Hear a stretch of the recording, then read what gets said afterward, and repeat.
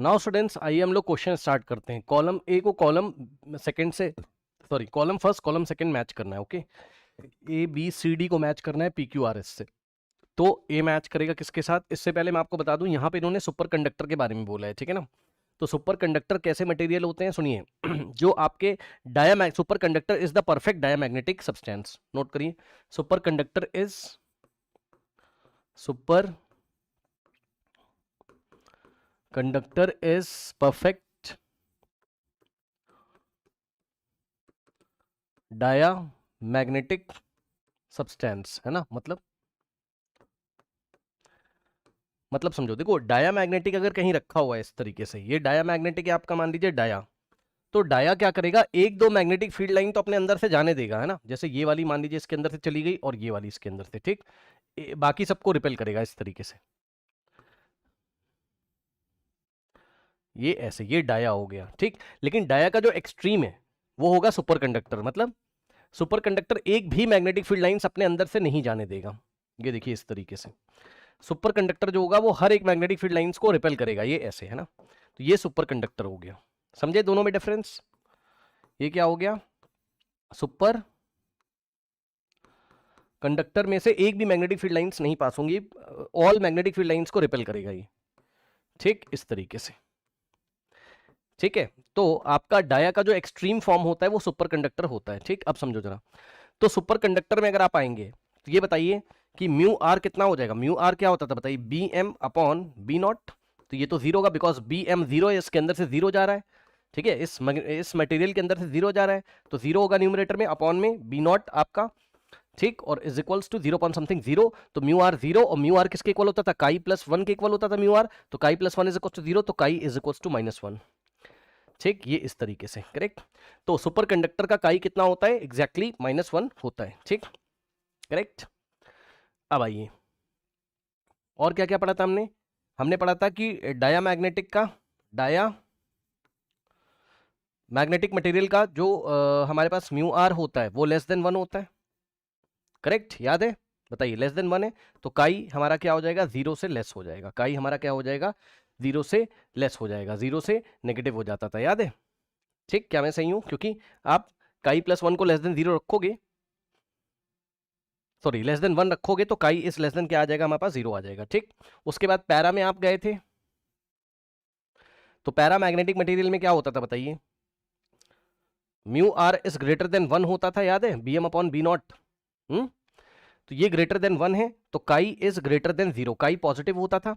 और फेरो में अगर आप आओगे, फेरो में जो म्यू आर होता था वेरी वेरी ग्रेटर देन 1 होता था कहीं ना कहीं, और जो काई होता था वो हाईली पॉजिटिव होता था। काई क्या होता था,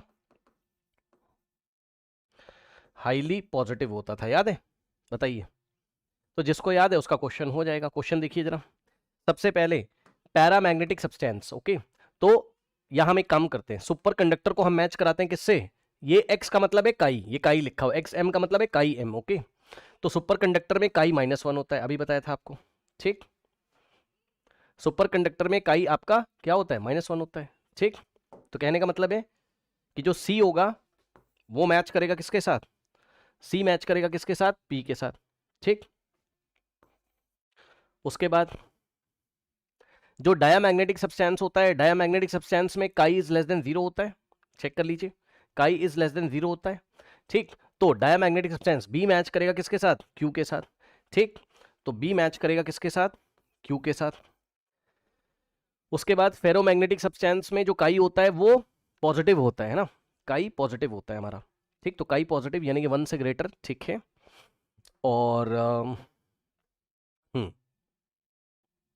क्या क्या बच रहा है, पैरा। तो पैरा के लिए, यस, पैरा के लिए mu r is less than 1 और काई इज लेस देन 0। तो कुछ दिया हुआ है क्या ऐसा, पैरा के लिए काई इज लेस देन 0, काई इज लेस देन 0 पैरा के लिए, है ना। एक सेकेंड, सुपर के लिए हमने कर लिया ना, एक सेकेंड, सुपर के लिए सी वाला हमारा पी से मैच कर रहा है, ठीक है, पी से मैच कर रहा है, कोई दिक्कत नहीं है। उसके बाद बी हमारा क्यू से मैच कर रहा है, बी क्या था, डायामैग्नेटिक, और डायामैग्नेटिक में काई क्या होता है, लेस देन 0, ठीक है। तो ये दोनों कंज्यूम हो चुके हैं हमारे, ये हो चुका और ये भी हमारे पास हो चुका, ठीक। अब काई इज ग्रेटर देन 1 का मतलब काई पॉजिटिव है, तो काई पॉजिटिव किसके लिए होता है?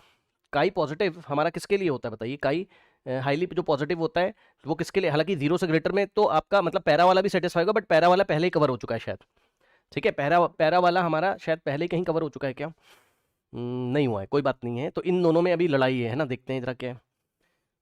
Mu m is greater than 1, तो ग्रेटर देन 1 किसके लिए होता है? पैरा के लिए होता है ना, ये देखिए पैरा के लिए होता है, और फेरो के लिए वेरी वेरी ग्रेटर देन 1 होता है, ठीक। तो mu r is greater than 1 para, ठीक। तो ये जाएगा किसके लिए? पैरा के लिए। तो ए मैच करेगा किसके साथ? एस के साथ।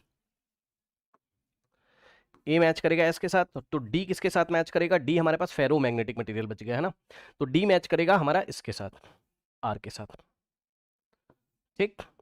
क्योंकि जो फेरो मैग्नेटिक सब्सटेंस होते हैं उसका काई ग्रेटर देन 1 होता है, मतलब पॉजिटिव होता है, ये देखिए हाईली पॉजिटिव होता है, लिखा है ना, ठीक। तो यहां पे थोड़ी सी कंफ्यूजन होगी, आपको ध्यान से चेक करना है। देखिए पैरा के लिए काई इज ग्रेटर देन 0 होता है, ग्रेटर देन 1 नहीं होता है। कोई बच्चे अगर यहाँ पे कंफ्यूज हो इन दोनों में तो आप चेक कर लेना, पढ़ाया गया आपको। किसमें? इन दोनों में अगर कंफ्यूज हो तो चेक कर लेना भाई। समझ रहे हो? कोई डाउट है बताइए। बच्चे बोल रहे हैं काई इज ग्रेटर देन 1 में आपने इसको क्यों नहीं लिया, पैरा को क्यों नहीं लिया, ए को आर के साथ क्यों नहीं मैच किया, है ना? तो भाई वो लिख रहा है ग्रेटर देन 1 लिख रहा है ना, 1 से बड़ा। और अगर आप देखोगे तो जो पैरा हमारे पास होता था वो 0 से ग्रेटर होता था, 0 से 1 के बीच में होता था, अगर आपको याद हो। क्या मैं सही हूं? ये 0 से 1 के बीच में होता था, याद है? पैरा के लिए याद है, ठीक। और फेरो के लिए जो काई होता था 1 से 2 के बीच में होता था। फेरो के लिए अगर ठीक से जाओगे तो काई जो होता था वो 1 से ग्रेटर होता था, 2 से लेस होता था। क्या मैं सही हूं? ठीक। तो इसलिए मेरे ख्याल से आप संभाल सकते हो, ठीक।